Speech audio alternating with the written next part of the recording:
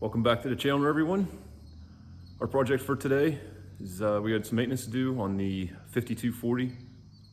We have to change the engine oil filter, air filter, and the transmission filter.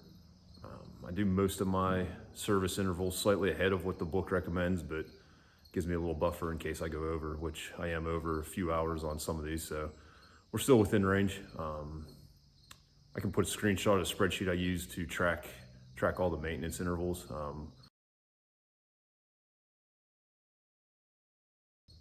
Having a spreadsheet for each individual vehicle or tractor makes it easier just to keep track of everything instead of trying to keep track of it all in a notebook or something else. So it's worked well for me. The engine oil is pretty straightforward. There's actually two drain plugs on this tractor. The oil pan is separated to allow the drive shaft to go to the front axle. So one drain plug right here on the left side, and then there is another drain plug over here on the right side. Let's see, sneak in here so you can see it right there.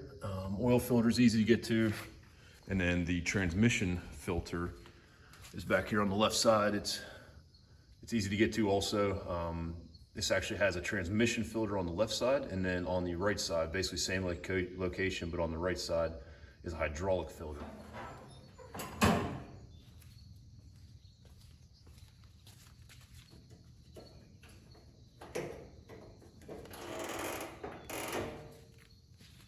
There's no need to take this side panel off for this, but I just like to pull it back just so I can do a once over on everything. Make sure we're not having any issues. The side panel on this side does need removed just to be able to get to the oil fill. It's behind this panel, so this one I do take off.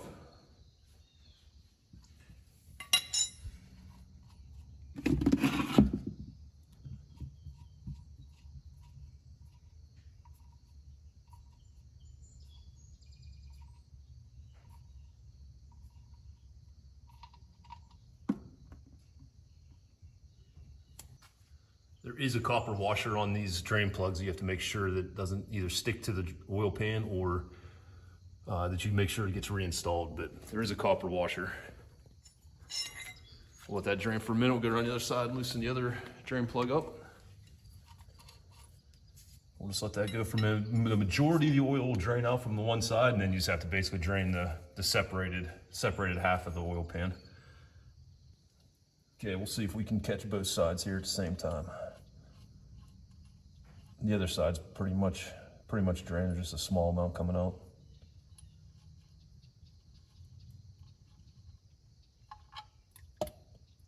All right, we'll just let that drain for a while. All right, we'll do the same thing on the other side. So you can see the oil filter here is not really in a great place for catching the oil that drips out when you take it off.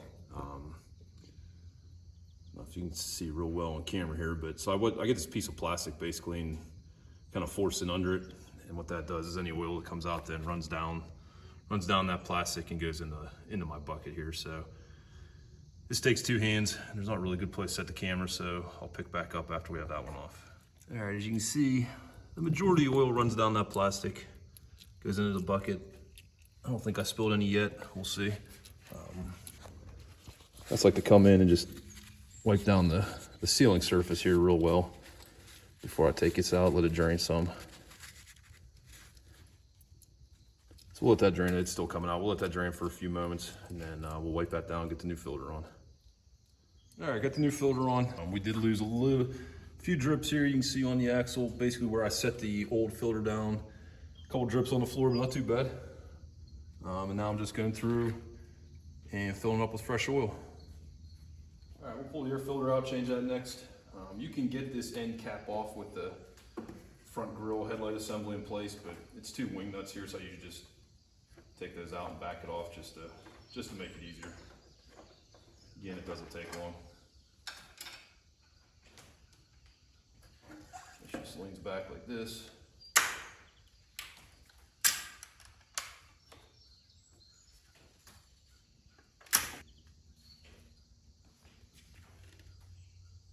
I don't change the pre-filter every time, but usually do every other, and it is due for a new pre-filter, so we'll be swapping that out also.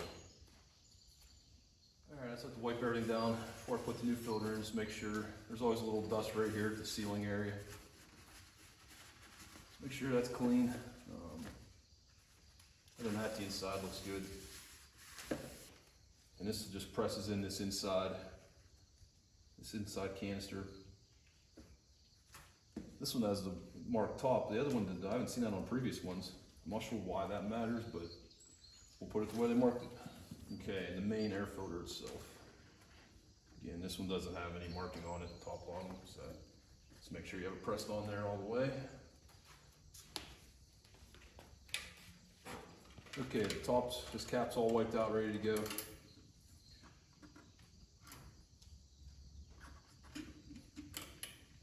Just gonna make sure your tabs here, these clamps, they're flipped open, otherwise they'll get in the way. And this does have an orientation here for top.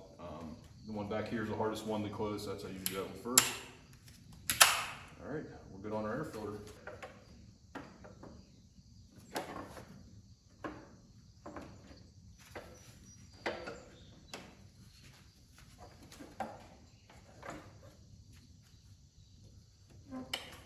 Anybody wondering about this wire? That's just a connection for a battery tender. In the winter, I keep a battery tender on it, just because it doesn't get used as much, depending on how much snow we get. So I just have a place there to plug a battery tender in. I've had very good luck with batteries lasting quite a while using a tender. This is the original battery, and it is probably 10 years old, maybe 11. I'd have to look exactly. But it's the original battery came with the tractor, so I'm sure it's coming due. I don't know. That's probably about the longest I've ever had a battery last.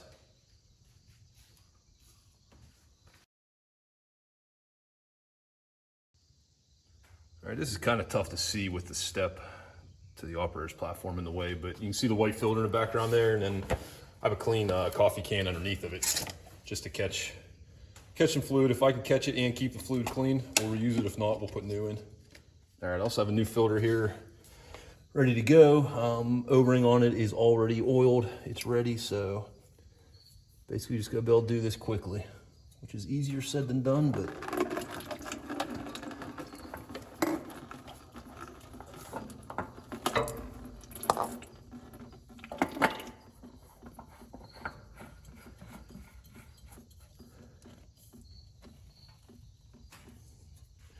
you see it makes kind of a mess.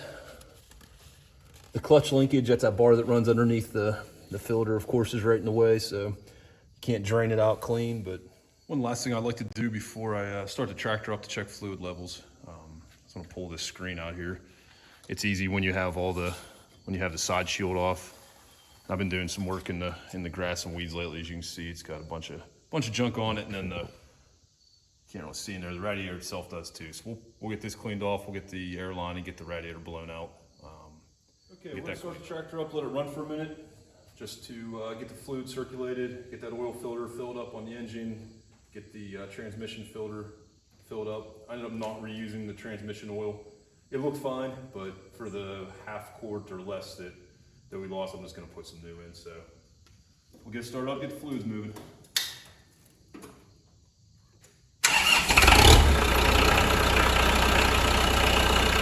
We got the engine oil topped off, hydraulic fluid topped off, radiator all blown out, and side panels back on. Everything's back together.